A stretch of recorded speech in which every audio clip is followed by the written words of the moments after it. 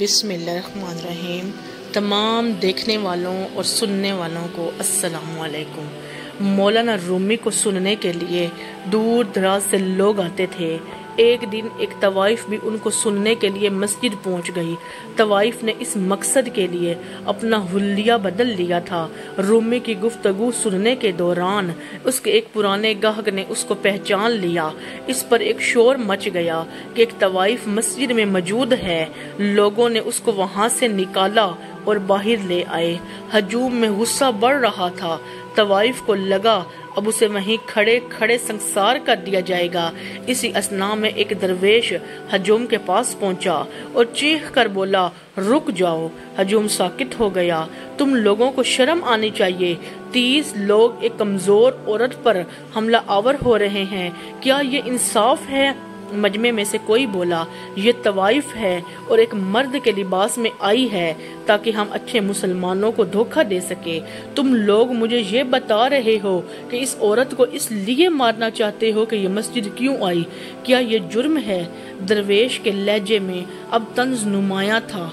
ये तवाइफ है। हजूम में से कोई चिल्लाया, मस्जिद में इसकी कोई जगह नहीं है। हजूम तवाइफ तवाइफ के नारे लगाना शुरू हो गया। एक ने कहा, आओ तवाइफ को मारते हैं। लगता था इस एक फिक्रे ने दरवेश के जलाल को मजीद तेज कर दिया। रुक जाओ, ये कहकर दरवेश ने उस तवाइफ का हाथ पकड़ा और उसे अपनी जानिब खींच लिया। हजूम के सरबराह ने दरवेश से कहा, तुम इस इलाके में अजनबी हो, तुम बहुत बड़ी गलती कर रहे हो। तुम्हें अभी हमारा पता नहीं है, तुम इससे दूर रहो। तुम्हारे पास एक तवाइफ का दफा करने से बेहतर कोई और काम नहीं है। दरवेश एक लम्हे के लिए खामोश रहा, जैसे वो इस सवाल पर गौर कर रहा हो। उसने गुस्से का इजहार नहीं किया, पुरसुकून रहा। फिर कहा, पहले तुम लोग ये बताओ, तुम लोग मस्जिद में इबादत के लिए जाते हो या अपने इर्द गिर्द लोगों को देखने के लिए? क्या मस्जिद में खुदा से ज्यादा अहम वो लोग होते हैं जिनको तुम लोग तकते रहते हो? अगर तुम लोग खुदा की इबादत करने के लिए गए थे तो ये औरत तुम लोगों को वहाँ नजर ही नहीं आनी चाहिए थी। हुलिया बदलना तो दूर की बात है, अगर इसने कपड़े तक न पहने होते तो फिर भी वो तुम लोगों को नजर नहीं आनी चाहिए थी। जाओ, लौट जाओ। धीरे धीरे हजूम छट गया। तवाइफ के होश ठिकाने आए तो वो बोली, ए दरवेश, मैं आपका शुक्रिया कैसे अदा करूं? दरवेश बोला, तुम्हें मेरा शुक्रिया अदा करने की कोई जरूरत नहीं है। हम खुदा के अलावा किसी के शुक्रगुजार नहीं हैं। तवाइफ ने नाम पूछा तो वो दरवेश शम्स तबरेज निकला। दरवेश बोला, कुछ लोग अपनी अच्छी जिंदगी शुरू करते हैं लेकिन कुछ अपना रंग खो बैठते हैं। तुम भी उन्हीं लोगों में से लगती हो जो अपना रंग खो बैठे हैं। क्या तुम दोबारा अपनी असली जात के साथ जुड़ना नहीं चाहोगी? तुम्हारा रंग इसलिए बिगड़ गया है क्योंकि इन तमाम बरसों में तुमने अपने आप को ये यकीन दिलाया है कि तुम अंदर और बाहर से आलूदा हो चुकी हो। तवाइफ बोली, मैं वाकया ही अच्छी नहीं हूँ, मुझे इल्म नहीं है, मैं कैसे कुछ कमा कर अपनी जिंदगी गुजारूं? दरवेश बोला, मैं तुम्हें एक कहानी सुनाता हूँ। एक दिन एक तवाइफ ने गली में एक कुत्ते को प्यासा देखा। कुत्ता सूरज की तेज धूप में बेबस लेटा हुआ था। उसको सख्त प्यास लगी हुई थी। इस तवाइफ ने अपना जूता उतारा और करीबी कुएं से पानी भरकर लाई और कुत्ते को पिलाकर चली गई। अगले दिन तवाइफ की एक सूफी के साथ मुलाकात हो गई। सूफी ने जो ही उसको देखा आगे बढ़कर उसके हाथ पकड़कर चूमे। तवाइफ को बहुत बड़ा धचका लगा। नाजरीन मोहतरम, सूफी बोला, तुमने जो हमदर्दी कुत्ते के साथ दिखाई थी वो खुदा को बहुत पसंद आई है।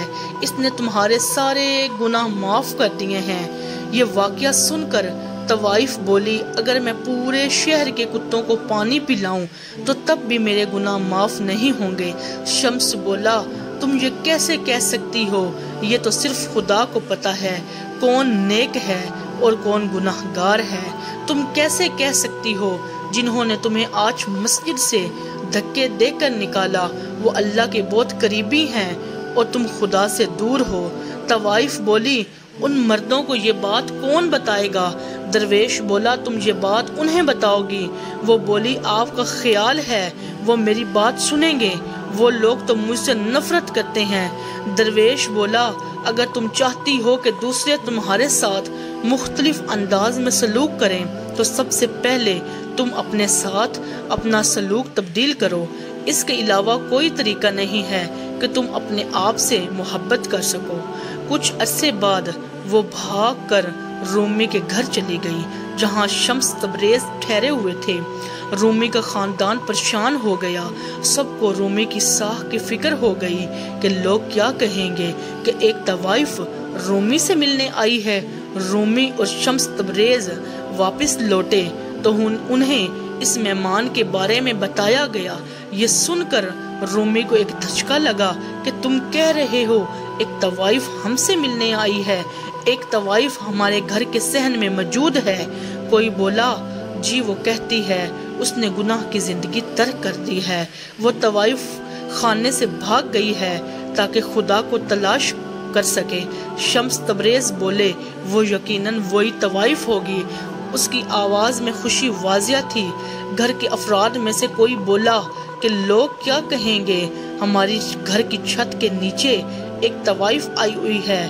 شمس نے آسمان کی طرف انگلی اٹھا کر کہا کیا ہم سب پہلے ایک چھت کے نیچے نہیں رہ رہے؟ بادشاہ، ملکہ، کمواری اور طوائف ہو وہ سب اس ایک چھت کے نیچے ہی تو رہ رہے ہیں۔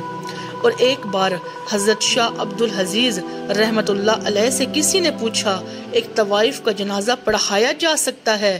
حضرت کا جواب نہایت فخر انگیز تھا۔